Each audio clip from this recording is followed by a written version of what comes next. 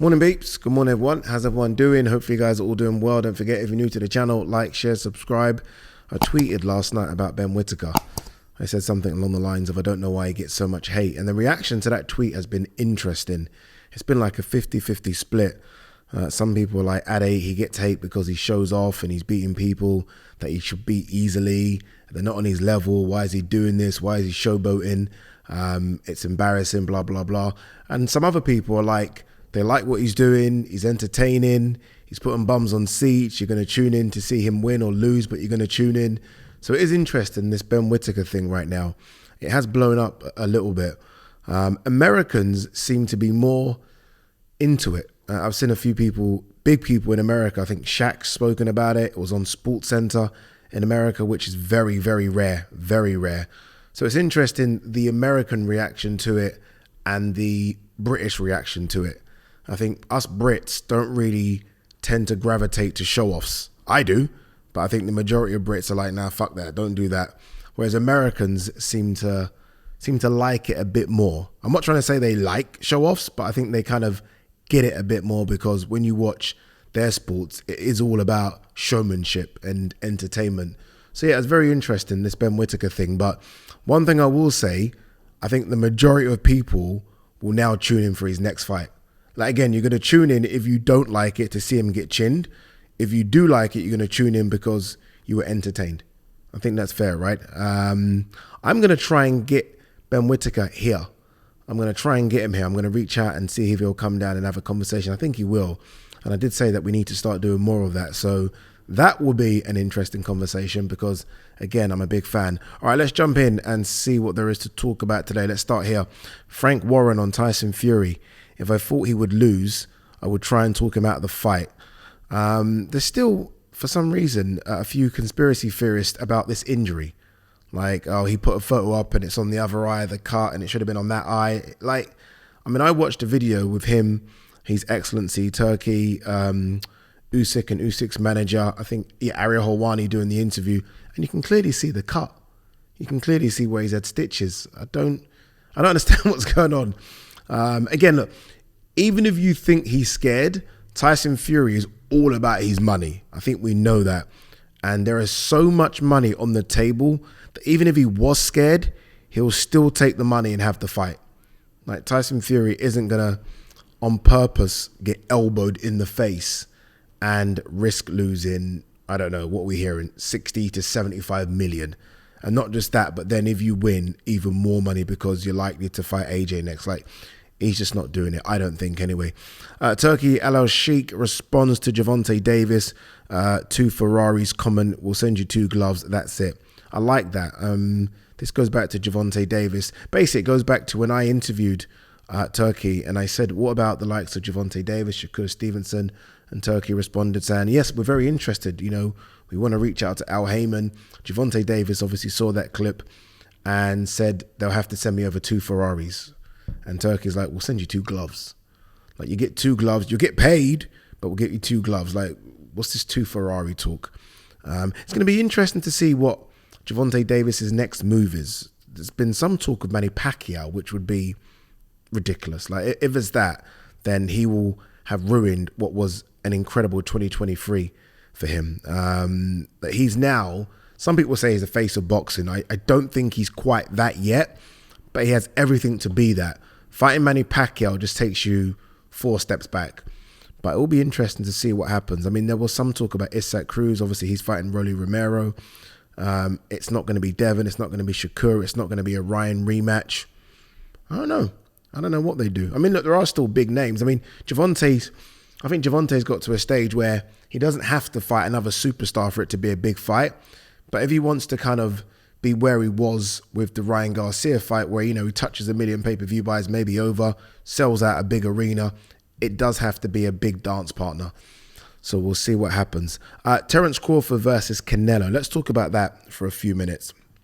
I did mention it on yesterday's video. I mentioned it on a video I did a week ago. I think I even mentioned this a few months ago after Terence beat Errol. Like, this is the fight that they're probably going to try and push now.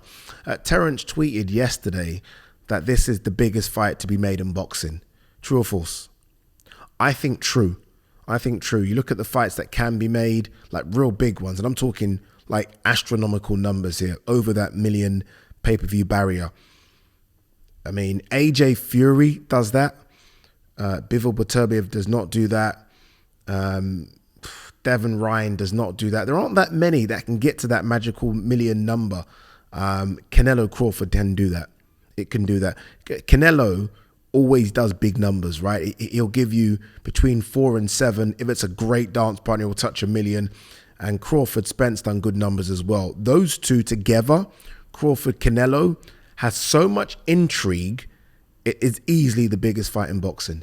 Easily. And even if you take away the financial side of it, and it will do ridiculous, like the gate alone on that one at the T-Mobile will break most gates, right? I don't know what the gate record is. I think it actually is Garcia versus Tank. It will break that.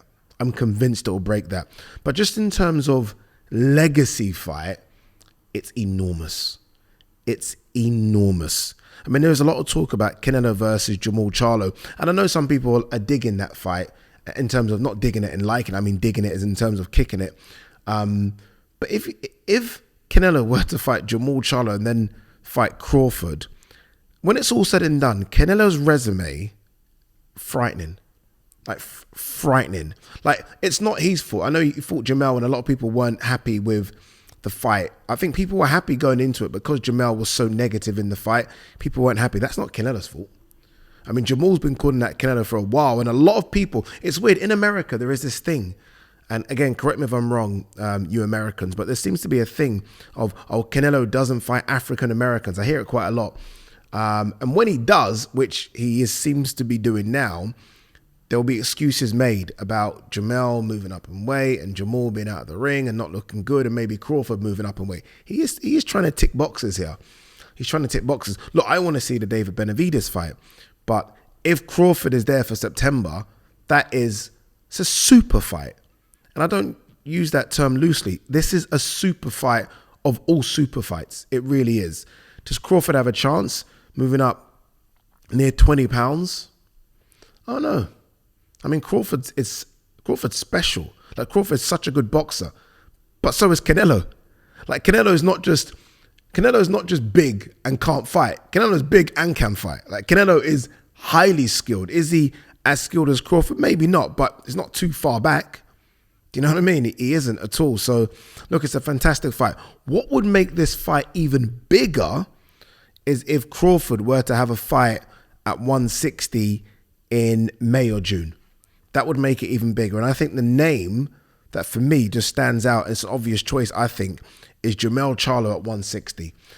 I know Jamel's still got some belts at 154, but fuck that. Go Jamel Charlo at 160 or even 154, but ideally 160. The reason I say that is because I want to see what Crawford looks like with a considerable more amount of weight on. If that makes, hopefully I got that out correctly. But you know, as I'm talking about, like 154, if he were to fight a Charlo at 154, look, still a fantastic fight, huge fight. It won't tell me that he can still carry that amount of bulk to fight Canelo at 168. Because Canelo ain't coming down for no one. Some people have been talking about Canelo will come down to 164. No. If you challenge Canelo, go to his weight class. It's not a case of him coming down. I remember years ago when Rigondeaux challenged Loma. Everyone was like, oh, Loma should come down a bit. Loma's like, oh, no. Rigondeaux asked for the fight. This motherfucker needs to come up. Same with Crawford. If Crawford's asking for the fight, Crawford needs to go to 168. And for me to think Crawford has a chance, a good chance, I need to see Crawford higher than 154. Like the idea of Crawford not fighting, which is very likely, by the way, because there's been no rumors about Crawford fighting anyone. But the idea of Crawford not fighting and going from 147 to 168 is crazy. It's crazy. But with great risk comes great reward. The great reward, obviously, is the financial reward. Insane. He's going to get his highest payday ever, and good luck to him, right? Crawford's had a tremendous career, and I'm always happy when fighters get paid. I'm always happy. But the bigger reward is what this does for his resume and legacy. If Crawford, who is, remember, 40-0, if Crawford jumps up 2 weight classes, several weight classes, and beats Canelo, who is undisputed at 168, pound for pound top 5, in his own weight class, having just skipped 154 and 160.